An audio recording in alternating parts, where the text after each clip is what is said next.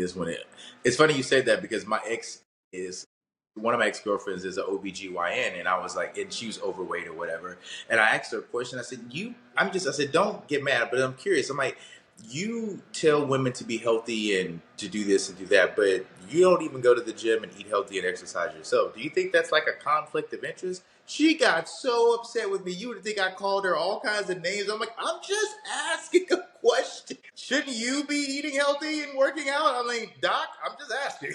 And it's funny because when you hear it's a doctor, doctors, if you ask a doctor what they practice medicine. Doctors don't practice health. They weren't taught health. They weren't taught that. They were taught to prescribe medication.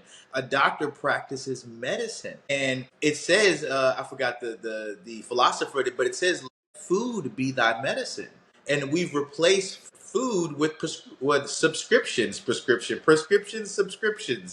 And that's, yeah, and it's only treating the symptom, not the actual underlying issue, which is you have high blood pressure because you have too much sodium and salt intake from processed foods. But here, take this tablet instead of changing your diet. So it's like, so you're going to prescribe the medicine instead of prescribing them a health solution.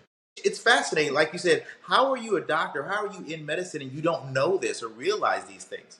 Well, the crazy part is that they do know this, bro. They do know this, but like, how do you morally even deal with your patients or even treat them if you know that all you're doing is prolonging a process that they could like cure within a month, 2 months, 3 months, 6 months, but you're making it last 6 years, 5 years. You know what I mean?